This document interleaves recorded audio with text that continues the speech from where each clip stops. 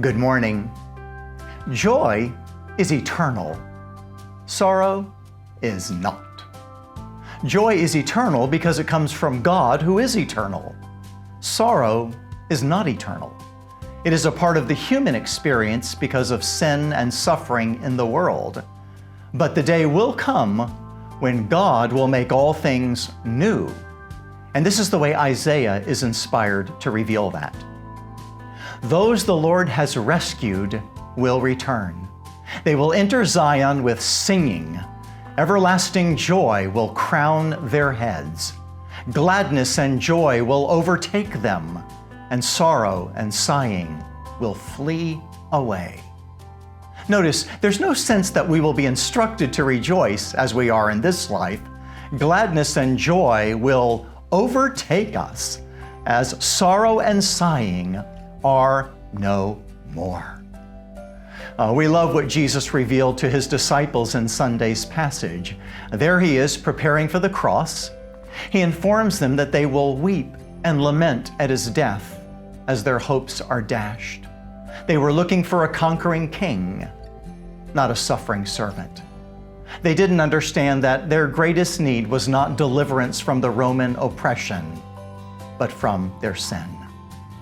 They needed to be delivered from the penalty, the power, and the eventual presence of sin. And Christ dying to pay the penalty for their sin would bring us, forgiveness. So weeping would come and remain, but rejoicing would come on that third day when Jesus Christ was raised from the dead to live forevermore. No one can take that joy away. Yes, we still have sorrow in this life, the sighing of disappointments. But one day, sorrow and sighing will flee away, and everlasting joy will be ours and never leave. It was in 1907 that Minister Henry Van Dyke was visiting in Williamstown, Massachusetts. He was observing the beautiful Berkshire Mountains and captivated by the glory he saw in God's creation. So he was inspired with delight to write a hymn for the church. Joyful, joyful, we adore thee, God of glory, Lord of love. As he witnessed the fields of color, he wrote, hearts unfold like flowers before thee, opening to the sun above. As he considered the plight of mankind, he wrote, melt the clouds of sin and sadness, drive the dark of doubt away. Giver of immortal gladness, fill us with the light of day. He did not know that World War I was looming, and so paired to the music of Beethoven's Hymn to Joy, it would become an uplifting hymn of joy and hope for the church in that time and up to this time. So today, take some moments and worship the Lord. Joyful, joyful, we adore thee.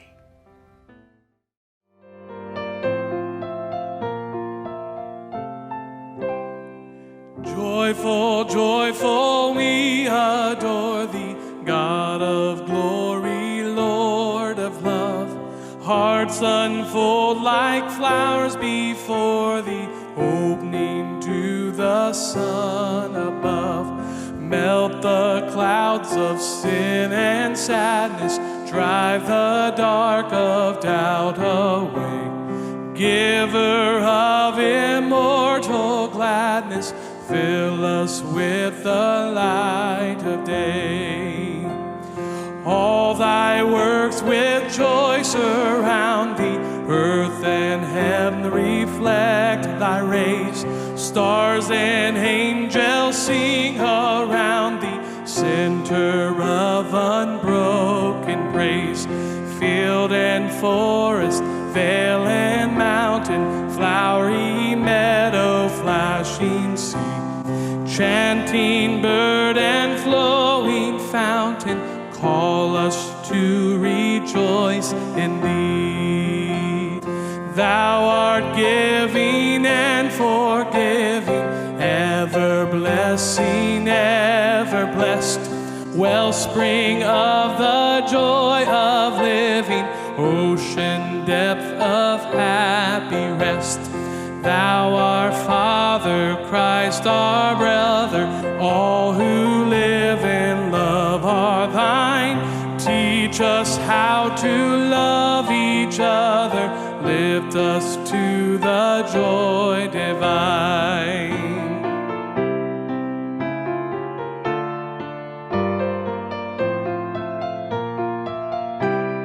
Mortals join the mighty chorus which the morning stars began. Father love is reigning o'er us, brother love binds man to man. Ever singing march we onward, victors in the midst of strife. Joyful music lifts us onward in the triumph song of life.